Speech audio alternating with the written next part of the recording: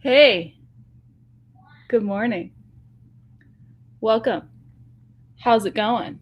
Just finished checking my email and responding to it. I haven't even brushed my hair yet. It's a good day. You're lucky I didn't come on in my Turbie twist. Maybe one of these mornings I will do that. I am coming from my basement, is where I'm coming at you from.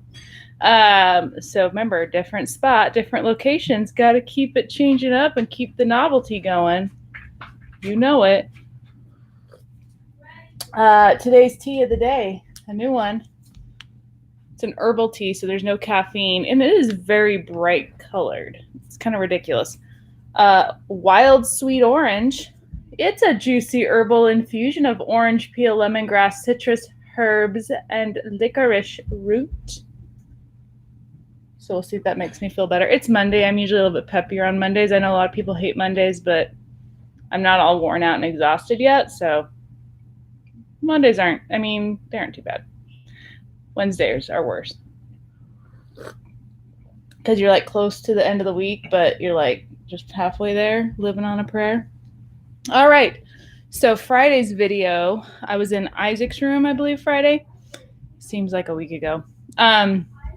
So shout out to Jose. Jose emailed me and knew that the sword, the first sword that I was holding up before the Minecraft one, was actually the sword from Legend of Zelda.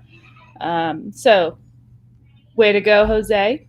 Heard from another couple sophomores that emailed me either Friday or over the weekend.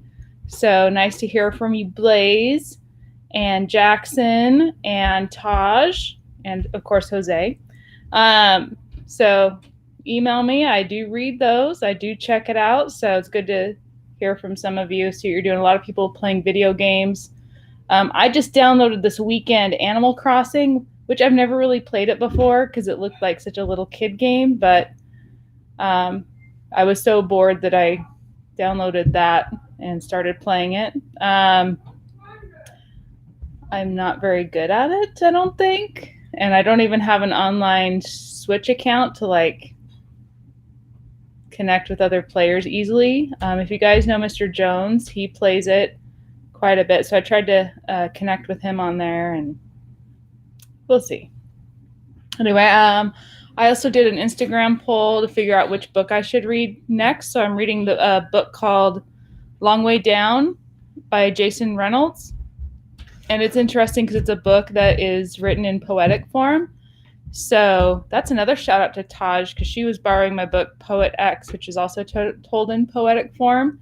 And so this one is as well. And it's about a 15-year-old black male, and he's telling the story. And it's just like a day or two before that, his brother was shot and killed. So I'm only about 100 pages in. You can fly through those types of books, by the way. I just started it last night and read almost 100 pages just sitting down for 20 to 30 minutes because they're just so short, but it's telling a story through all these poems. And usually those kind of books, I don't get into them a whole lot. It's just a form that, I love poetry, but I don't know, sometimes it seems a bit forced to try to tell a whole novel story in poetic form. But he does have some nice lines that he has in there that really spoke to me, and then other ones that were kind of like, so I'm going back and forth on whether or not I like it. But it's an award-winning book, so people that are way smarter than me have liked it. So who knows? It's all about personal taste, right? So I'm going to read that, finish that one, and then I'll probably do another Instagram poll to see if I should read There, or another book I'm deciding between. So it was really close for a while. There was winning, and then Long Way Down got a few more votes, so I'm reading that one. Also on Instagram, my handle is Domestic Demigoddess, because I do like to bake and cook and do some of that homemakery type of stuff. And so this weekend, yesterday actually, I made a Japanese cheesecake. It's my first time ever doing that. I've made other types of cheesecake before, but I've never even eaten a Japanese cheesecake before, to be honest. So I tried that out because a friend of mine, shout out to Mr. Maibori, he sent me a newspaper article referencing someone's recipe for it. So then I just Google searched her website and found the recipe and tried it out, and it turned out, and it's pretty all right. So it's kind of what I've been doing, a little bit of video game playing, some reading. I'm also starting up with grad school again. This past week was my college spring break, which was really meant I just didn't have to do classwork for that week. So that was nice. But I'm back at it this week. And then we get a week off from Kentwood because we have our spring break next week, right? The 6th through the 10th, something like that. I can't keep track of all the days. So I won't be checking my email during that time. I'm actually going to take a break from all things meeting related and email related and Canvas and YouTube even. I'm not going to film my daily videos. Trust me, I'll probably come back with some like 2-hour long video or something. No, not really. But I'll give you an update on what I was doing during my week off. I'll probably get some stuff done around my house that I've been putting off because I've been working on other things. What else? Oh, a share with you guys. You guys know who Patrick Stewart is? No, of course you don't know who Sir Patrick Stewart is because you guys are like, I don't know, under the age of 40. But he was the Captain Picard. He played Captain Picard on Star Trek: The Next Generation. And so, sorry, I'm looking up his Facebook page right now. He also has I believe it's an Instagram account. Either that or he's posting them on Twitter. I think he also has it on YouTube. But if you go to his official stuff, let me see if I can find it on YouTube really quickly on my phone. He is reciting each day during the shutdown one of Shakespeare's sonnets, which today I am wearing my Star Wars Shakespeare shirt. See, so that's Luke with a stormtrooper mask, but it's actually supposed to be Hamlet with his famous to be or not to be soliloquy. And this one says, "Alas, poor stormtrooper," which in the soliloquy, it's, or right before, it's, "Alas, poor Yorick, I knew him well." Which he was like the court jester for Hamlet's dad and really entertained Hamlet quite a bit growing up and was an example to him. So it doesn't look like he has a YouTube channel for it. So it must be just on his Facebook and his Instagram and stuff. So his social media stuff that he has it. But if you guys might know Patrick Stewart from X-Men, he's Professor X from X-Men. So he's the actor that plays him. So he's doing a sonnet a day. So if you look for Sir Patrick Stewart, okay, he doesn't say sir on his thing. He's not that pretentious. It's just Patrick Stewart. And that's what he looks like. He looks like my dad a little bit, actually. Although my dad wasn't as thin. But the same facial features, all that stuff, kind of interesting.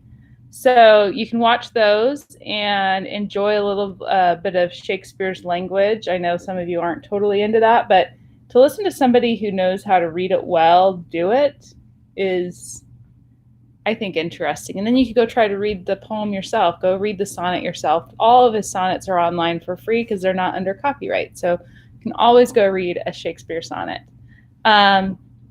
So that's that thing to share with you.